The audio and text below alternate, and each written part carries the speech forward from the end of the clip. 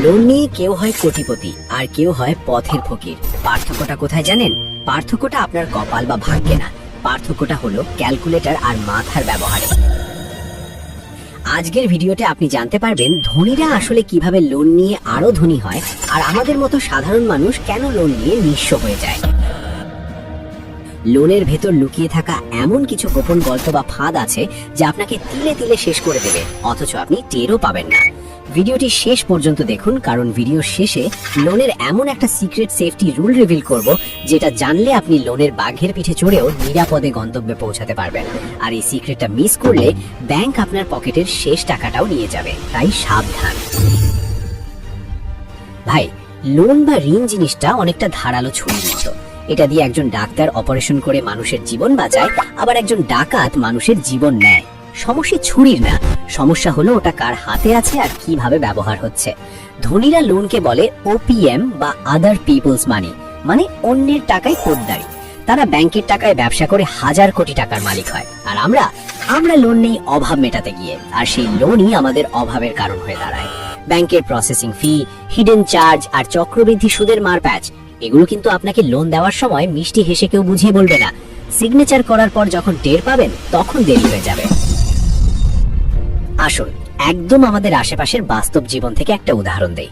আমাদের গল্পে দুই বন্ধু, আবেগী আনিস আর হিসাবী হাসান, দুজনেই ঠিক করলো তারা ব্যবসা করবে।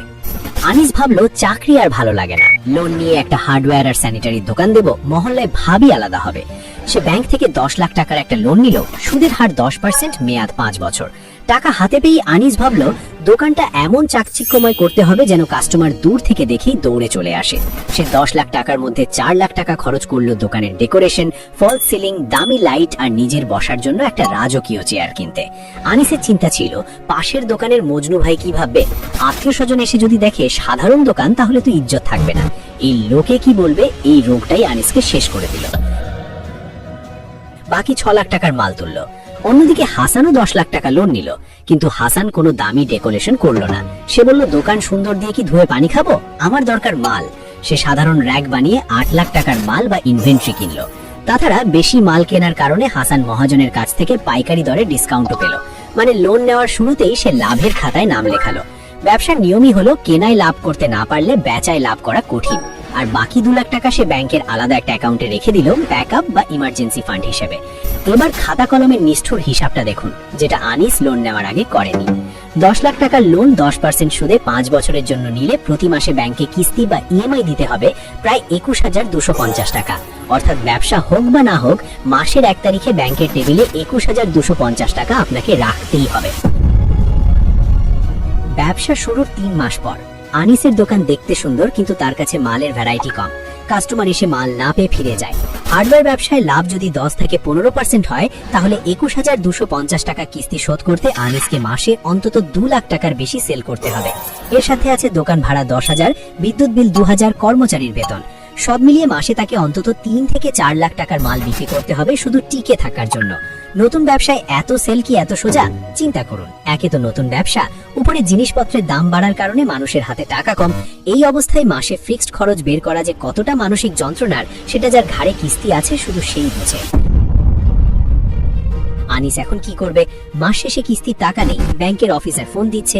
এই প্রেসারে পড়ে আনিস ভাবলো ব্যবসা তো হচ্ছে না, শর্টকাটে টাকা কামাই। সে লোনের বাকি টাকা দিয়ে অনলাইনে জুয়া বা বেটিং অ্যাপে টাকা ঢাললো, ভাবলো এখান থেকে জিতে কিস্তি শোধ করবে। কিন্তু ভাই, জুয়ার অ্যাপের অ্যালগরিদম এমন ভাবে সেট করা যে তারা আপনাকে কখনোই জিততে দেবে না। এই বিষয়ে আমার চ্যানেলে ডিটেইল ভিডিও আছে, আই বাটনে দিয়ে দিলাম। এই ভিডিওটা শেষ করে ওটা দেখে নিন। আনিসের দশা হলো আমও গেল ছালাও গেল। সে এখন বাপের জমি বিক্রি করার জন্য দালাল খুঁজছে। আনিস লোন নিয়েছিল বড় লোক হতে, কিন্তু ক্যালকুলেশন না থাকায় সে এখন ডেট ট্র্যাপ বা ঋণের ফাঁদে আটকা। এবার আসি হাসানের কাছে। হাসান যেহেতু ডেকোরেশনে টাকা নষ্ট করেনি এবং তার কাছে বেশি মাল ছিল, তার বিক্রি আনিসের চেয়ে ভালো। তবুও প্রথম 2 মাস তার ব্যবসায় লাভ হয়েছে মাত্র 10,000 টাকা, কিন্তু তার কিস্তি তো 21,000 টাকা। এখানেই হাসান তার সেই 2 লাখ টাকার ব্যাকআপ ফান্ড কাজে লাগালো। সে পকেট থেকে বা অন্য কোথাও ধার না করে ব্যাকআপ ফান্ড থেকে কিস্তি দিল। 6 মাস পর যখন তার ব্যবসা জমে উঠল, তখন সে ব্যবসার লাভ দিয়ে কিস্তি চালাচ্ছে। 5 বছর পর লোন শোধ, আর হাসান এখন একটা প্রতিষ্ঠিত ব্যবসার মালিক। হাসান লোন নিয়ে কিনেছিল অ্যাসেট বা সম্পদ, মানে দোকানের মাল যা তাকে উল্টো টাকা দিচ্ছে। আর আনিস লোন নিয়ে কিনেছিল লায়াবিলিটি বা দায়, মানে ডেকোরেশন যা তাকে কোনো টাকা ফেরত দিচ্ছে না। অনেকে আবার লোন নিয়ে গ্রামে বাড়ি বা জমি কেনার কথা ভাবেন ভাড়া দিয়ে লোন শোধ করব। ভাই, এখানেও ক্যালকুলেটর দরকার। ধরুন আপনি 50 লাখ টাকা লোন নিয়ে একটা বাড়ি করলেন, মাসিক কিস্তি আসবে প্রায় 55,000 টাকা। এখন প্রশ্ন হলো, আপনি যে বাড়িটা বানালেন সেটা ভাড়া দিয়ে কি মাসে 55,000 টাকা আসবে? গ্রামে বা মফস্বলে 20,000 টাকা ভাড়া পেতেই ঘাম ঝরবে। বাকি 35,000 টাকা আপনাকে প্রতি মাসে নিজের পকেট থেকে দিতে হবে। যদি আপনার সেই সামর্থ্য না থাকে, তবে লোন নিয়ে বাড়ি করা মানে হলো স্বেচ্ছায় নিজের পায়ে শিকল পরানো। মনে রাখবেন, রড সিমেন্টের দাম কিন্তু দিন দিন বাড়ছে। বাড়ি বানালে সেটা পুরনো হয় আর মেইনটেনেন্স খরচ বাড়ে, কিন্তু জমি কিনলে সেটার দাম সাধারণত বাড়ে। তাই লোনের টাকা কোথায় ঢালছেন সেটা আবেগের চশমা খুলে দেখুন। ধনীরা লোন নেওয়ার আগে একটা সহজ সূত্র ব্যবহার করে, ROI is greater than bank interest rate. সহজ বাংলায়, ব্যাংক আপনার কাছে 10 টাকা সুদ চায়, আপনি সেই টাকা খাটিয়ে যদি 15 টাকা লাভ করতে পারেন তবেই লোন নিন। 5 টাকা আপনার পকেটে থাকবে, 10 টাকা ব্যাংক নিয়ে যাবে।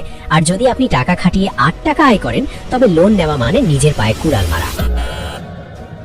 এবার সেই গোপন সিক্রেটটা রিভিল করার সময় এসেছে, যেটা ভিডিওর শুরুতে বলেছিলাম। লোন নিয়ে সেফ থাকার গোল্ডেন রুলটা হলো দ্য 30% রুল অফ সেফটি। আপনি লোন নিয়ে যত বড় ব্যবসাই করেন না কেন, আপনার মাসিক কিস্তির পরিমাণ যেন কখনোই আপনার ব্যবসার মাসিক নিট লাভের 30%-এর বেশি না হয়। উদাহরণ, যদি আপনার ব্যবসায় সব খরচ বাদ দিয়ে মাসে 1 লাখ টাকা লাভ থাকে, তবে আপনার কিস্তি কোনোভাবেই 30,000 টাকার বেশি হওয়া যাবে না। যদি এর বেশি হয়, তবে যে কোনো ছোটখাটো বিপদ, অসুস্থতা বা ব্যবসায় মন্দা এলেই আপনি দেউলিয়া হয়ে যাবেন। ব্যাংক ম্যানেজাররা এই রুল জানে, কিন্তু আপনাকে বলবে না, কারণ তারা চায় আপনি বেশি লোন নিন আর সুদ করেন। লোন কোনো ভিলেন না যদি আপনার হাতে ক্যালকুলেটর থাকে, আর লোন জমদূত যদি আপনি আনিসের মতো আবেগের বশে চলেন। নিজের সামর্থ্য বুঝুন, মার্কেট রিসার্চ করুন, তারপর ব্যাংকে যান। মনে রাখবেন, ব্যাংকের কলম দিয়ে সাইন করার আগে আপনি রাজা, সাইন করার পর আপনি তাদের শর্তের গোলাম। এখন আপনাদের পালা। আমি কনফিউজ যে পরের ভিডিওটা কোন টপিকে বানাবো। আমার মাথায় দুটো মারাত্মক টপিক ঘুরছে, আপনারা যেটা বেশি ভোট দেবেন সেটাই আসবে। অপশন 1, লোন অ্যাপের ভণ্ডামি। প্লে স্টোরের লোন অ্যাপগুলো কিভাবে মিষ্টি কথায় লোন দিয়ে পরে আপনার কন্ট্যাক্ট লিস্ট হ্যাক করে, ব্ল্যাকমেল করে এবং জীবন অতিষ্ঠ করে তোলে, তার পুরো নারী নক্ষত্র ফাঁস দেখতে চান? নাকি অপশন 2, শূন্য পুঁজিতে ইনকাম। স্টুডেন্ট বা চাকরিজীবীরা পড়াশোনা বা কাজের পাশাপাশি জিরো ইনভেস্টমেন্টে কিভাবে রিয়েল সাইড ইনকাম দাঁড় করাবেন তার কিছু জেনুইন আইডিয়া চান? কোনটা চাই, অপশন 1 নাকি 2? জলদি কমেন্টে লিখে জানান। আর হ্যাঁ, আমরা আপনাকে সাবস্ক্রাইব করার জন্য বলবো না, শুধু অনুরোধ রইল, সময় পেলে আমাদের চ্যানেলটি একবার ঘুরে আসবেন। সেখানে হয়তো আপনার জীবনের কাজে লাগার মতো আরো অনেক ভিডিও পেয়ে যেতে পারেন। এরপর সাবস্ক্রাইব করবেন কি করবেন না সেটা একান্তই আপনার ব্যক্তিগত পছন্দ। দেখা হচ্ছে পরের ভিডিওতে, ততক্ষণ পর্যন্ত হিসাব করে চলুন, ভালো থাকুন, আল্লাহ হাফেজ।